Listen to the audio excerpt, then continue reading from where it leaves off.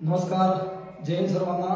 आजपासून आपण गणित आणि बुद्धिमत्ताचे लेक्चर सुरू करणार आहोत। लक्षात घ्या, जे विद्यार्थी पोलीस भरतीला ज्याचं वय 18 वर्ष पूर्ण झालेले आहे, ज्या विद्यार्थ्यांची प्रथमच भरती आहे, त्या विद्यार्थ्यांनी माझे व्हिडिओ सुरुवातीपासून पाहावे। लक्षात घ्या, आजचं चॅप्टर आहे, बाकी काही इतर गोष्टी बोलत न बसता मी डायरेक्ट चॅप्टरवर येतो। आजचा जो चॅप्टर आहे त्या चॅप्टरचं नाव आहे संख्या। लक्षात घ्या, आपण अंकगणितामध्ये आपण 3 प्रकारच्या संख्याचा वापर करतो। सर्वात पहिला आहे, आपण लक्षात घ्या, देवनागरी संख्या। कोणती संख्या? देवनागरी संख्या। समजते का? देवनागरी संख्या। दुसरा आहे इंग्रजी संख्या। समजते का? इंग्रजी संख्या। आणि तिसरा आहे रोमन संख्या, रोमन अंकातील संख्या। समजते का? आता लक्षात घ्या, आपण देवनागरीमध्ये कशा पद्धतीने लिहितो? आपण लहानपणी शिकला असेल, हे 1, हे 2, 3, हे 4, हे 5, अशा पद्धतीने काय आपण देवनागरी अंकामधील संख्या लिहितो। आता इंग्रजी अंकात कसं लिहितो आपण?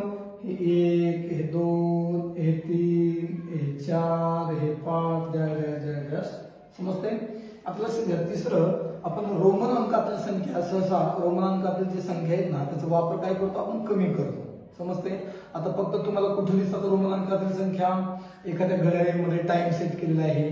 समजते का? म्हणजे घड्याळीमध्ये रोमन अंकाचा आपण काय करतो? वापर करतो। तसेच इतर ठिकाणी वापरलं जातं, पण आपण अंकगणितामध्ये फक्त सध्या घड्याळीमध्ये वापर करतो। समजते? आणि हा जो विषय आहे आपल्याला पोलीस भरतीच्या अभ्यासाला आहे, प्रत्येक विद्यार्थ्याला रोमन संख्या हे माहित असल्या पाहिजे, संख्या ओळखता आली पाहिजे, आणि संख्या विचारला असेल तर रोमन अंकाला मांडता आलं पाहिजे। ह्या 3 गोष्टी तुम्हाला पोलीस भरतीच्या प्रश्नपत्रिकेमध्ये प्रश्न येऊ शकतात। लक्षात घ्या, आपण हा चॅप्टर सुरू करूया। आता रोमन संख्या आपण घेऊया। लक्षात घ्या,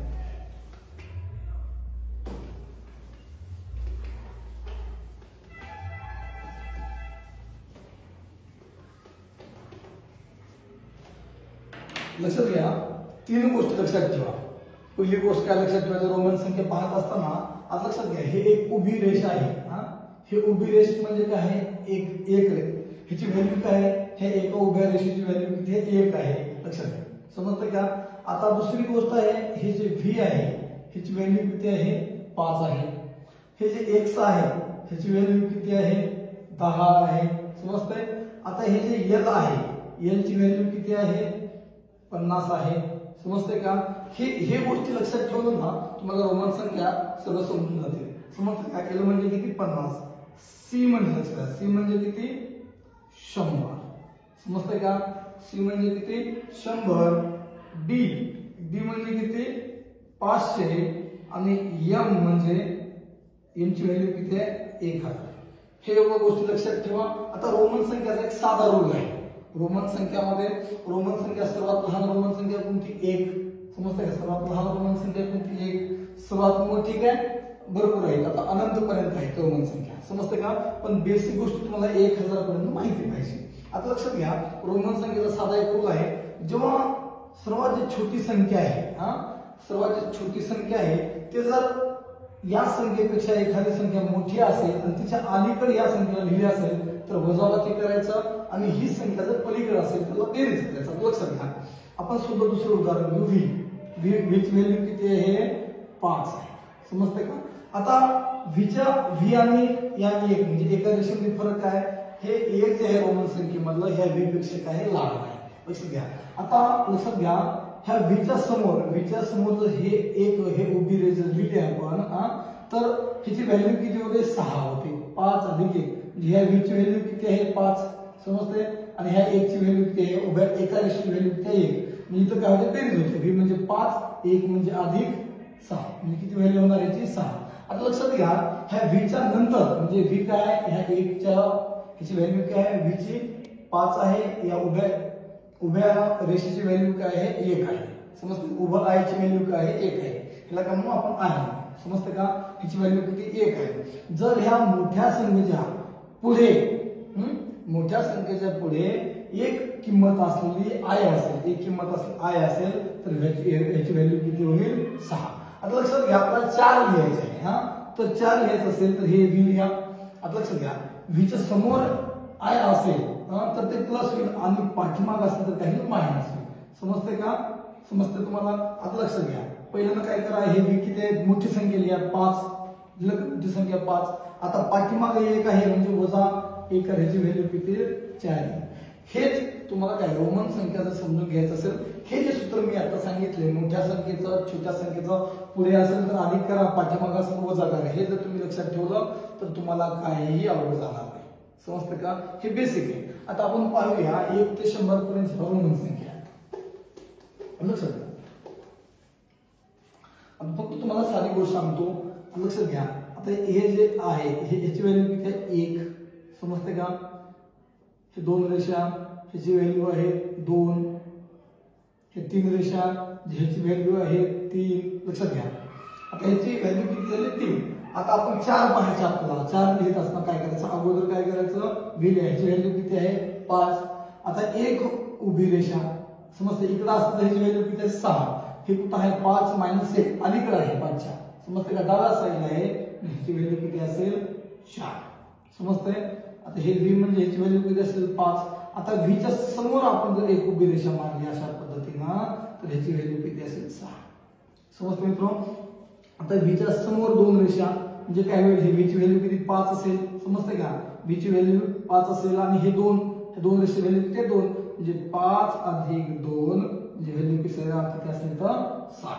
समजते? आता लक्षात घ्या व्हीच्या समोर 3 रेषा 1 2 3. लक्षात घ्या आता ह्याची व्हॅल्यू किती आहे 3 आहे. व्हीची व्हॅल्यू किती आहे 5 आहे म्हणजे 5 अधिक 3 बरोबर किती होईल 8. समजते का? आता 9 घ्यायचं. तुम्हाला काय सांगितलंय 10 साठी कोणतं सिंबल आहे x. 10 साठी सिंबल कोणता आहे x. आता लक्षात घ्या 9 लिहायचं तुम्हाला तर सर्वात पहिलं काय करा x लिहा. x म्हणजे किती आपण पाहिलं तर x म्हणजे किती 10. आता इथं जर मी एक उभी रेषा मारली इथं जर उभी रेषा मारली ह्याची व्हॅल्यू किती होईल 11. त्याच्यामुळे काय पाठीमागे मारा. समजते का? म्हणजे काय होईल इथं 10 - 1 म्हणजे किती व्हॅल्यू इथं 1. समजते? आणि x म्हणजे काय 10. हे एवढं समजलं लक्षात घ्या. समजलं? आता लक्षात घ्या तुम्हाला आता 11 ते 20 पर्यंतच्या रोमन संख्या लिहायच्या. लक्षात घ्या तुम्हाला सांगितले हे जर इथे एक रेषा असते ती व्हॅल्यू किती असते 11 असते. समजते? आता लक्षात घ्या आता तेच आपण करणार आहोत. आता इथं जर x लिहिला x समोर आहे हे काय आहे हे जे आय आहे हे जे एक रेषा आहे हे कुठं x समोर आहे म्हणजे इथं काय होणार बेरीज काय होणार इथं बेरीज होणार 10 अधिक 1 बरोबर काय होईल 11 होईल. आता x समोर इथं 2 रेषा आहेत इथं काय होईल 12 होईल. समजते? आता x समोर 3 आहे 3 रेषा आहेत म्हणजे इथं व्हॅल्यू काय होईल 13 होईल. समजते का? आता लक्षात घ्या आता x समोर काय आहे x समोर काय आहे एक रेषा आहे इथं व्हॅल्यू किती होणार 11. इथे व्हॅल्यू किती होणार 11 आणि 11 आणि 5 काय होईल 16. पण लक्षात घ्या आता इथे एक गोष्ट लक्षात घ्या आता इथं मोजत असताना हे x काय आहे पूर्ण व्हॅल्यू संख्या आहे. किती आहे ह्याची व्हॅल्यू किती आहे 10. ह्याची व्हॅल्यू किती आहे पूर्ण व्हॅल्यू किती आहे 10. आणि शेवटची जी मोठी संख्या आहे जेव्हा लक्षात घ्या आपण जसं जेव्हा आपण व्हॅल्यू करत असतो तेव्हा ह्याच्या मोठी फक्त हे डायरेक्ट फक्त ही संख्या असेल तर ह्याची व्हॅल्यू किती असते 11 असते. पण लक्षात घ्या ह्याच्या समोर सुद्धा एक्सच्या समोर सुद्धा ह्या रेषेपेक्षा समज लक्षात घ्या हे एक्स पूर्ण संख्या झाली हे एक रेषा ह्याची व्हॅल्यू 11 झाली. पण ह्याच्या समोर म्हणजे ह्या एकच्या समोर जर ह्याच्यापेक्षा मोठी व्हॅल्यू असलेली संख्या असेल आता 5 असेल. समजतं का? लक्षात घ्या पर्टिक्युलर उदाहरण देतो मी तुम्हाला. आता x आहे ह्याची व्हॅल्यू 10 झाली इथं परत एक रेषा झाली ह्याची व्हॅल्यू किती झाली 11.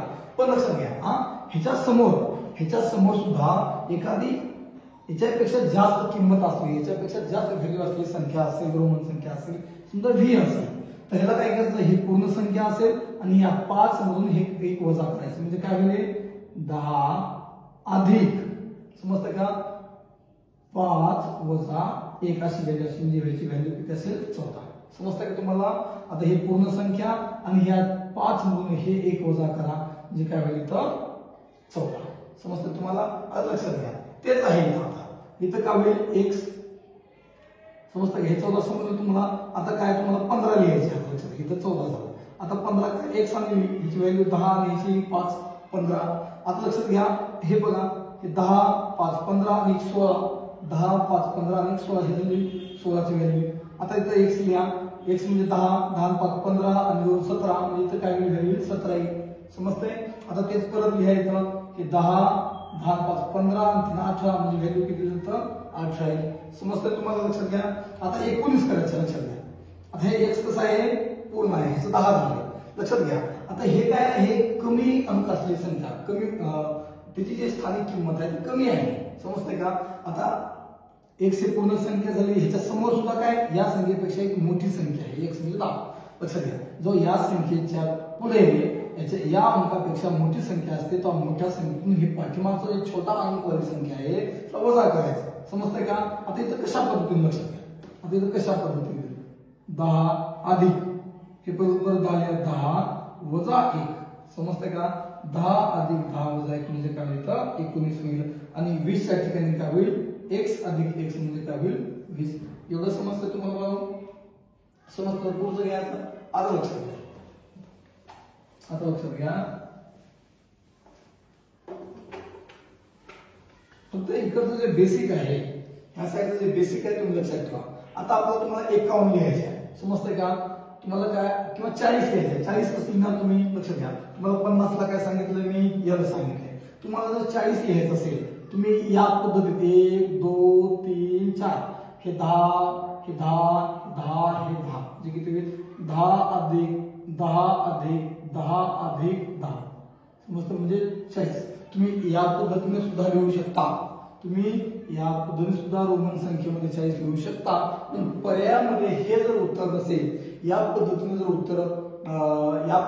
उत्तर नसेल तर लक्षात घ्या.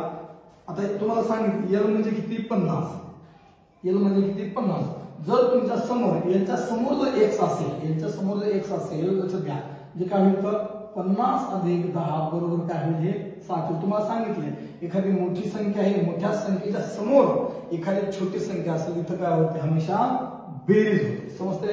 आता हेच संख्या आता इथं l आहे, याच्या पाठीमागे जर x असेल, l च्या पाठीमागे जर x असेल तर काय होईल 50 - 10 वजा 40.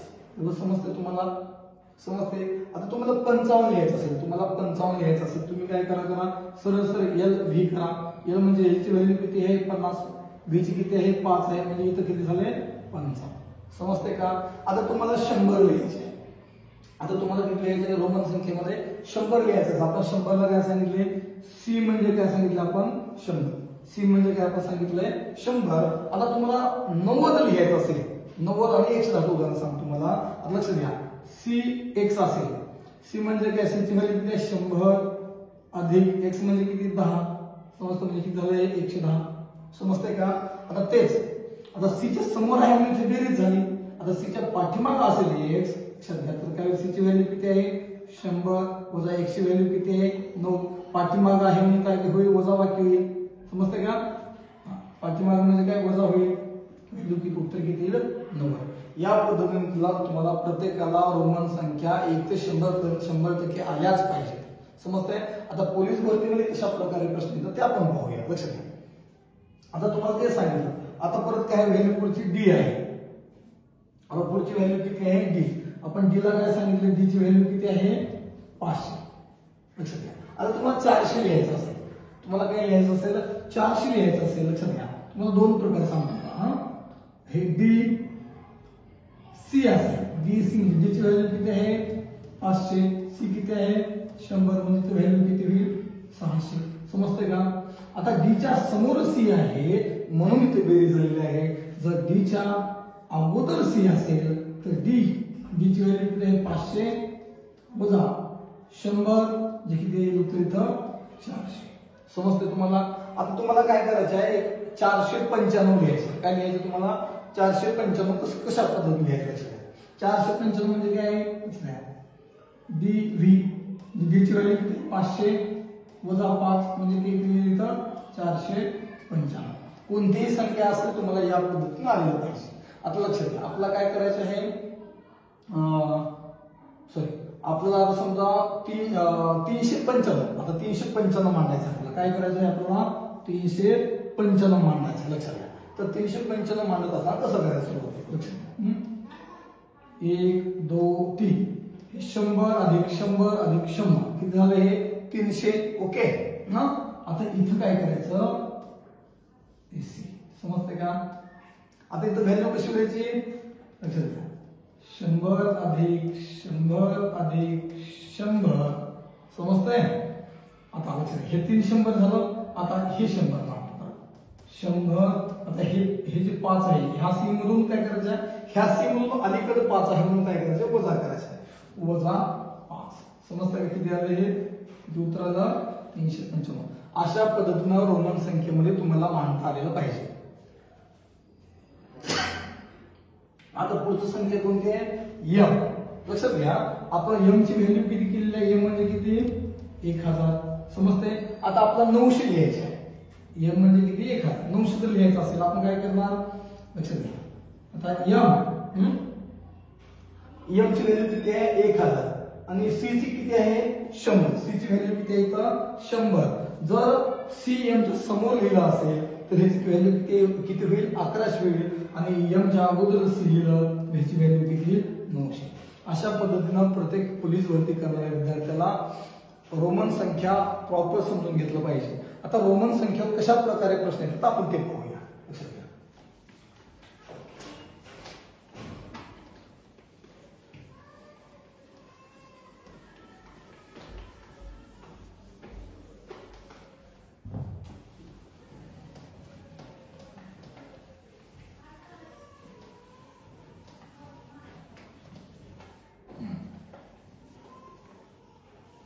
लक्षात घ्या, रोमन संख्येवर कशा प्रकारे प्रश्न येतात विचारतो आपण.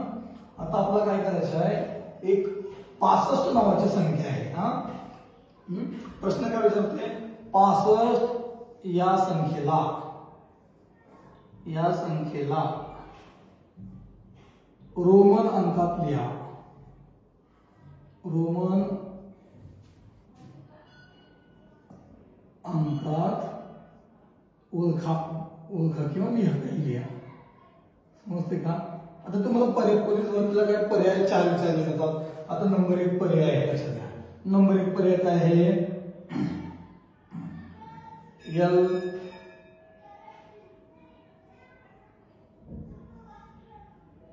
दुसरा पर्याय आहे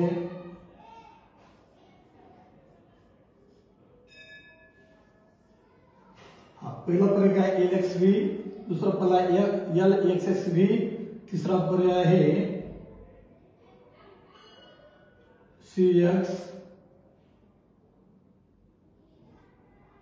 CXV आणि चौथा प्रकार आहे LV. तुम्हाला सांगितलं मी काय करायचं, लक्षात घ्या, पर्याय शोधा होता. L म्हणजे किती 50, X म्हणजे किती 10, 50 आणि 10 60 आणि 65, समजतं का? ह्याची व्हॅल्यू किती आहे 65. आता ह्याची व्हॅल्यू करू आपण. L म्हणजे 50, 10 म्हणजे 60, 50 आणि 10, X म्हणजे काय 60, हे X किती होईल 70 आणि ह्याची व्हॅल्यू किती आहे 75 येईल. आता लक्षात घ्या, आता इथं काय आहे, लक्षात घ्या, इथं काय आहे लक्षात घ्या, C म्हणजे किती 100, C म्हणजे किती 100, लक्षात घ्या, C म्हणजे किती 100, 100 वजा 10 किती आलं, 100 वजा 10 किती आलं 90, आणि 9 वरून 5 किती झाले हे 95. समजतंय का? आता LV म्हणजे काय इथं 55, समजतंय का? तर पर्याय क्रमांक किती असेल उत्तर बरोबर, पर्याय क्रमांक उत्तर काय असेल 1 बरोबर असेल. आता दुसरं मांडू आपण, लक्षात घ्या, समजतंय का? आता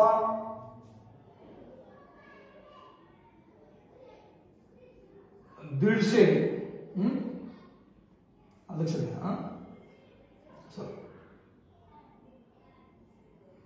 CL, समजते का? CL या संख्येचे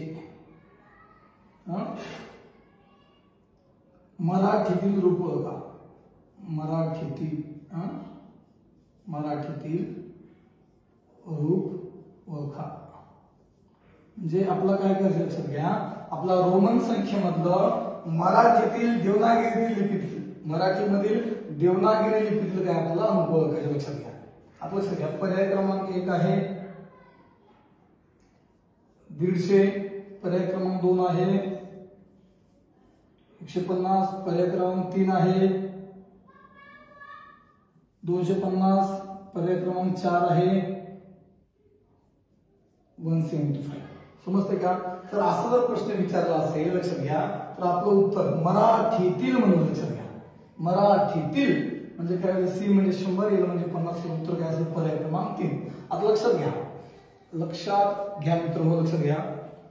आता आपल्या इथे जे देवनागरी लिपी आहे, जे देवनागरीमध्ये लिपीमध्ये आपण काय करतो, देवनागरीमध्ये लिपीमध्ये ओळखत असणाऱ्या भाषा कोणत्या, तुमची मराठी, दुसरी आहे संस्कृत आणि तिसरी आहे हिंदी. ह्या तिन्ही भाषाची जी लिखाणाची पद्धत आहे कोणती लिपीची आहे, लिपी आहे देवनागरी लिपी. समजते का? देवनागरी लिपीलाच आपण काय म्हणतो, बालबोध लिपी किंवा देवनागरी लिपी. समजते? हे तिन्ही गोष्टी तुम्हाला माहिती पाहिजे, ऍडिशनल नॉलेज. आता इथं आपला रोमन संख्या हा चॅप्टर काय संपलेला आहे. आता आपण पाहूया इथून पुढे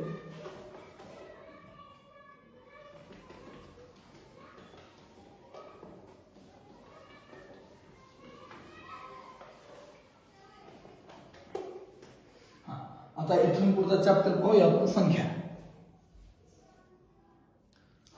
संख्यामध्ये सर्वात पहिल्यांदा आपण पाहूया, पहिला आहे नैसर्गिक संख्या.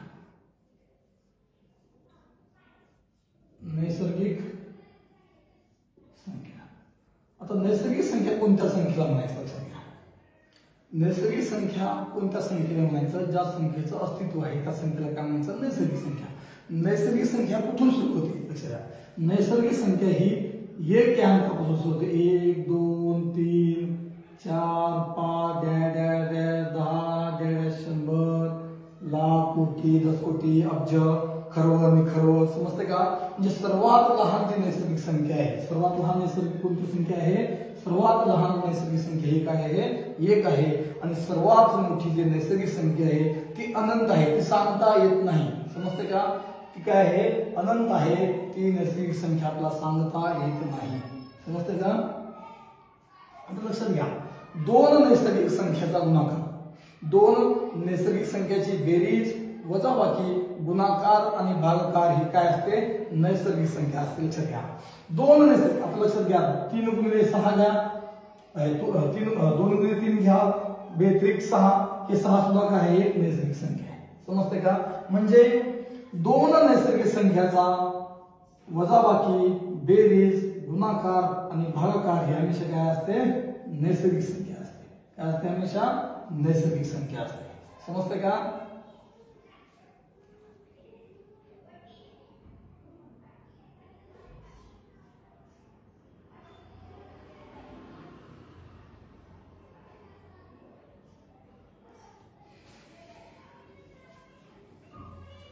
समजतंय?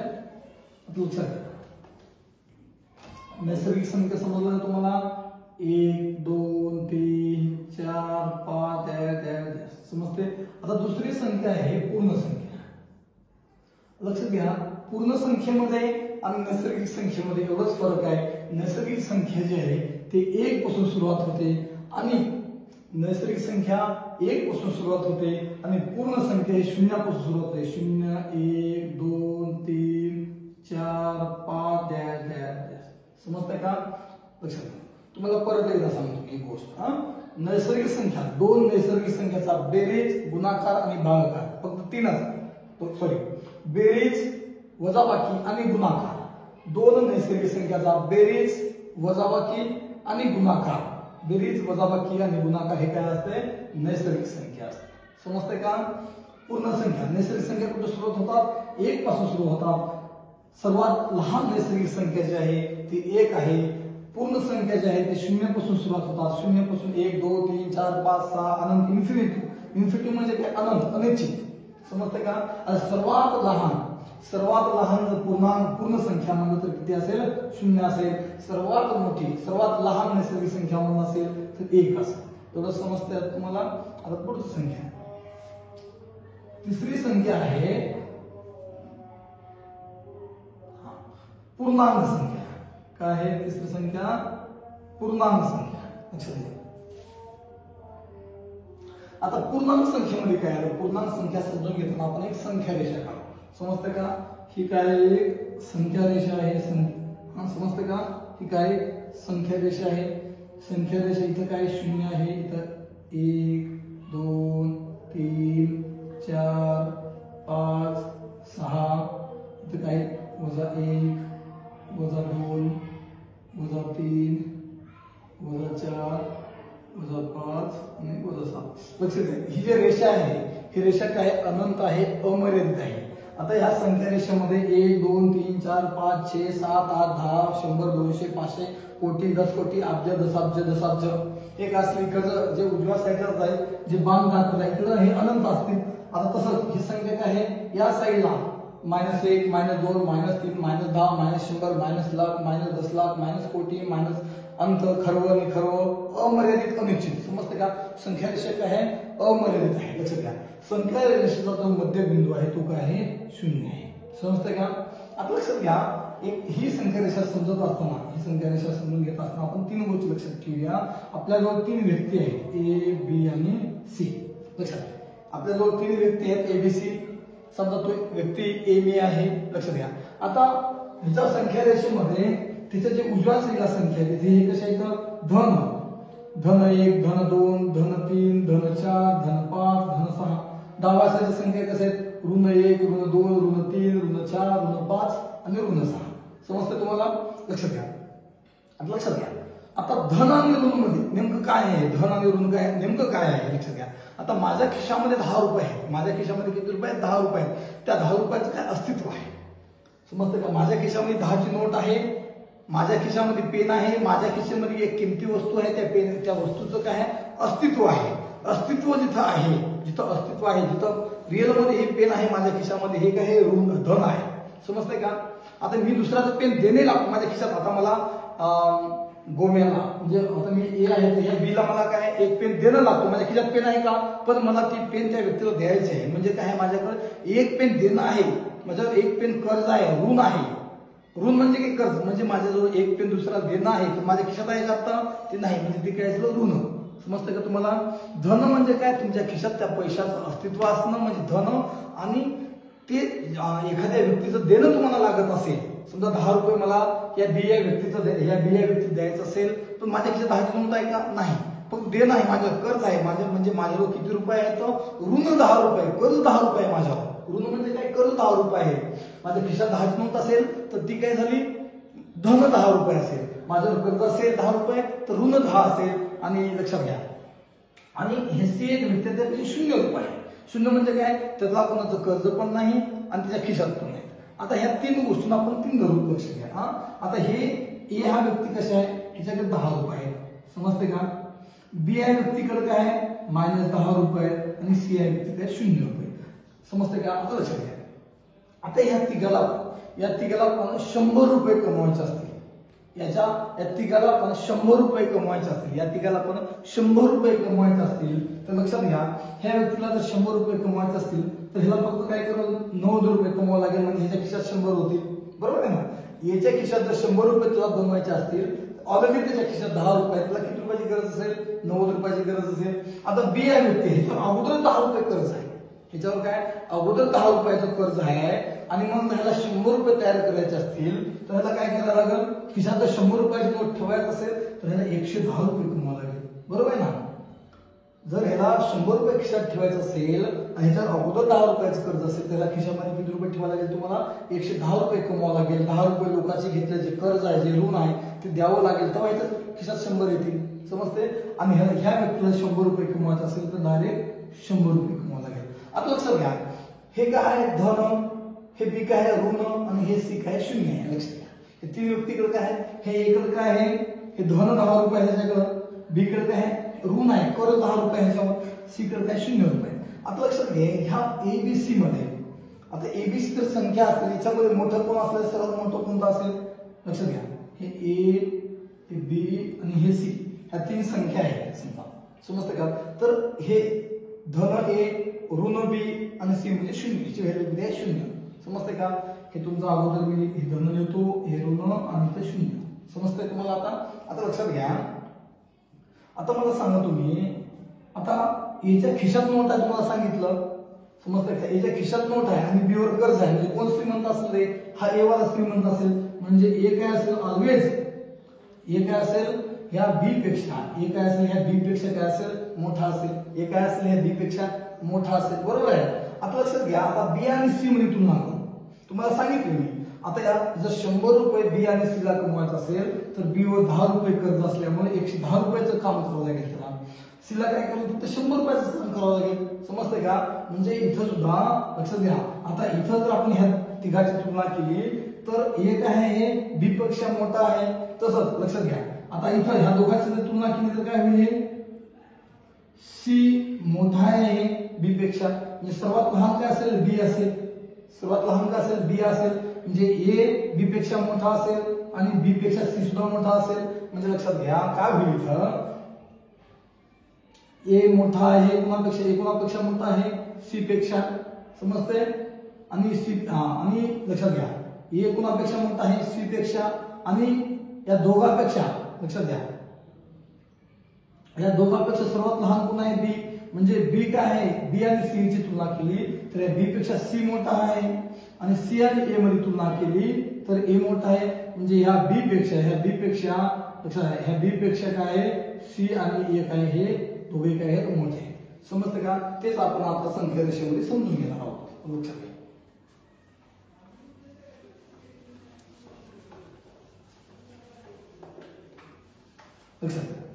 तुम्हाला ते सांगत आहे. आता हे प्लस 1 प्लस 10 म्हणजे काय, तुम्हाला जे आता मी उदाहरण सांगितलं हेच धन संख्या आहेत आणि हे ऋण संख्या.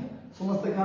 हे सेंटरला काय इथं पॉईंट एक बिंदू आहे, इथं आपण काय दिलं, हे 0 दिलं. इथं शून्याच्या उजवीकडच्या सर्व जे अंक असतील ते धन असतील, डावीकडचे काय असतील हे ऋण असतील. समजतं का? आता ह्या धन आणि ऋण संख्याचा बेरीज वजाबाकी गुणाकार भागाकार आपण काय करू, आपण थोडक्यात शिकू. आता एवढं धन आणि ऋण समजतं. तुम्हाला काही प्रश्न असेल तर मला नंतर विचारा, कमेंटमध्ये विचारा किंवा इंस्टाग्रामवर मला मेसेज करा, मी त्याचा किंवा कॉल करा, मी त्याचं प्रॉपर एक्सप्लेनेशन देईन तुम्हाला. आता लक्षात घ्या. आता तिसरी गोष्ट आहे पूर्णांक संख्याचं बेरीज वजाबाकी गुणाकार भागाकार. समजतंय?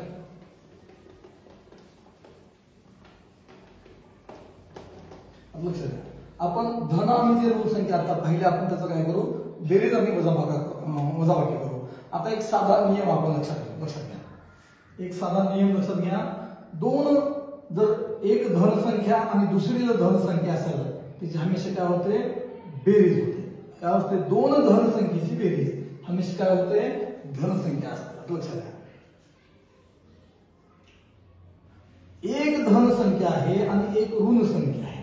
एक धन संख्या आहे आणि एक ऋण संख्या आहे, त्याची काय होते, हमेशा वजाबाकी होते. काय होते, हमेशा वजाबाकी होते. पण जी संख्या या दोन्ही मध्ये मोठी आहे, जी संख्या मोठी आहे त्याचं काय लागतं, इथं चिन्ह लागत असतं. उदाहरण घेऊ आपण. लक्षात घ्या, या दोन्हीचे उदाहरण घेऊ. आता समजा हे 10 अधिक 20 असेल, 10 अधिक 20 असेल.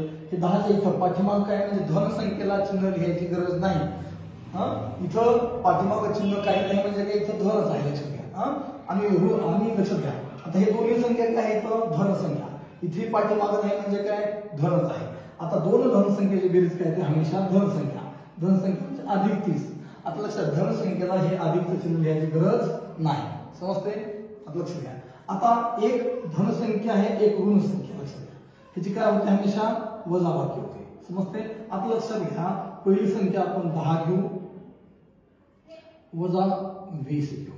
तुम्हाला काय सांगितलंय, एक धन संख्या एक ऋण संख्या असेल हमेशा काय होते, तर वजाबाकी होते. आता लक्षात घ्या, वजाबाकी करत असताना मोठ्या संख्येमधून छोटी संख्या करा. 20 मधून 10 गेले की राहिले 10 राहिले. आता हे वजाबाकी केल्यानंतर जी मोठी संख्या आहे, त्याचं चिन्ह द्यायचं. ह्या दोन्हीमध्ये मोठी संख्या कोणती आहे, 20 आहे. मोठी संख्या कोणती आहे, 20. 20च्या पाठीमागचं चिन्ह काय आहे, मायनस. म्हणजे याचं उत्तर किती येईल, इथं मायनस. समजतंय का? आता आणखी उदाहरण पाहू याच पद्धतीनं. लक्षात घ्या, आता एक संख्या वजा आहे आणि एक आहे अधिक आहे. समजतं का? एक संख्या वजा आहे आणि एक संख्या अधिक आहे. इथं सुद्धा काय होईल, वजाबाकी होईल. आता याचं उदाहरण बघूया आपण. आता लक्षात घ्या, आता -30 अधिक 10 असेल. -30 अधिक 10 असेल. आता लक्षात घ्या, हे इथं 30 काय आहे, ऋण संख्या आहे. 10 काय आहे, धन संख्या आहे. ऋण संख्या 30 वाली काय आहे, मोठी आहे. सुरुवात पहिल्यांदा काय करायचं आहे, मायनस प्लस असेल, वजाबाकी करा. -30 मधून 10 गेले किती राहिले, 20 राहिले. समजते? मोठी संख्या कोणती आहे, 30 आहे. बरोबर आहे. मोठी संख्या कोणत्या 30, त्याच्यामुळे इथं काय करा मोठ्या संख्या चिन्ह द्या, म्हणजे इथं उत्तर किती आलं ओरोपा. समजतंय? आता लक्ष द्या. चौथा, आता दोन ऋण संख्या असतील, दोन ऋण संख्याची काय होते हमेशा बेरीज होते. समजतंय का? दोन ऋण संख्या असतील तर हमेशा बेरीज होते, दोन धन संख्या असतील हमेशा बेरीज होते.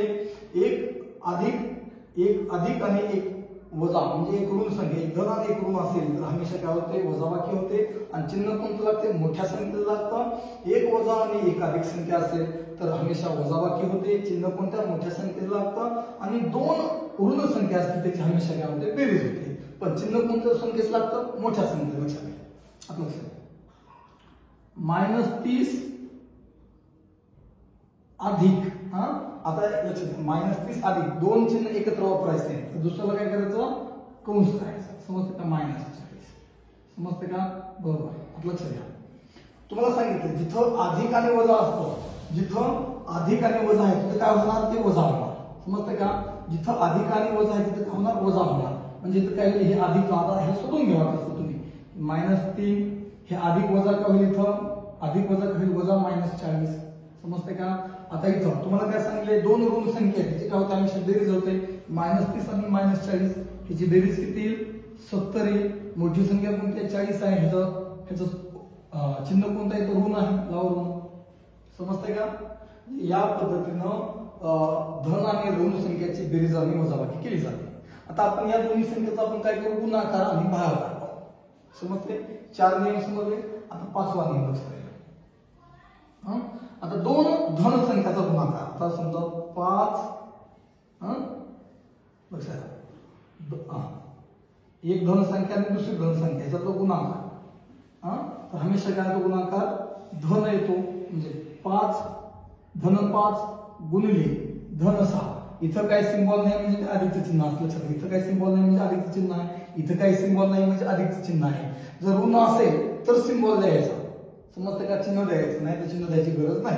आता दोन्ही संख्या कशा धन आहे त्याचा गुणाकार किती येणार 30 येणार. समजतं एवढं? आता लक्षात घ्या. आता एक संख्या काय आहे वजा आहे म्हणजे ऋण संख्या आहे आणि एक संख्या काय आहे अधिक आहे. समजतं का? आता जर एक संख्या वजा आणि एक संख्या अधिक असेल तर गुणाकार काय होतो हमेशा वजा येतो म्हणजे ऋण संख्या येतो. आता हेच उदाहरण पाहूया आपण. समजतं का? -5 गुणिले 6 गुणाकार करा 5 सख 30. तुम्हाला सांगितलं एक संख्या ऋण आणि एक संख्या अधिक असेल तर चिन्ह कोणतं लावायचं ऋण संख्येच लावायचं. समजते का? हे 6वा नियम. आता 7वा नियम. दोन ऋण संख्या असतील त्यांचा गुणाकार काय होतो हमेशा धन संख्या येतो. आता लक्षात घ्या. एक ऋण संख्या आहे गुणिले दुसरी ऋण संख्या असेल त्याचा गुणाकार येतो अधिक येतो. लक्षात घ्या. आता इथं -5 गुणिले -6 असेल तर लक्षात घ्या -5 गुणिले -6 असेल 5 सख 30 आणि 30 कसं असेल अधिक असेल. समजते का? कारण इथं दोन ऋण संख्याचा काय होतो दोन ऋण संख्याचा गुणाकार काय होतो हमेशा धन संख्या असतो आणि हा नियम आहे. लक्षात घ्या. समजते का? आता लक्षात घ्या. तशाच पद्धतीने काय भागाकार सुद्धा आहे. तशाच पद्धतीने भागाकार आहे. लक्षात घ्या. हे नियम समजला? आता लक्षात घ्या. आठवण आता दोन धन संख्याचा भागाकार लक्षात घ्या. दोन धन संख्येचा भागाकार हमेशा काय येतो धन येतो. लक्षात घ्या. आता 30 भागिले 5 किती झाले 5 सख 30. लक्षात घ्या. इथं काय नाही म्हणजे इथं अधिक आहे इथं अधिक आहे. अधिक म्हणजे धन दोन्ही संख्या काय आहेत धन आहे. 5 सख 30 म्हणजे हे उत्तर काय आहे धन 6. धन 6 म्हणजे काय 6. समजते का? आता एक धन आणि एक ऋण संख्याचा भागाकार काय आहे लक्षात घ्या. कोणती संख्या असो. समजते का? आपण 9वा नियम. आता एक ऋण संख्या आहे आणि दुसरी धन संख्या आहे तर त्याचा भागाकार हमेशा ऋण संख्या आहे. आता त्याचं उदाहरण पाहू आपण. लक्षात घ्या. आता ऋण 30 भागिले हेच उदाहरण घेऊ आपण ऋण 30 भागिले 6. समजते का? आता 6 पंचम 30 आधी भागाकार करूया. 6 पंचम 30 की त्याला उत्तर 5 आलं. पण तुम्हाला नियम काय सांगितलंय एक ऋण आणि एक धन संख्याचा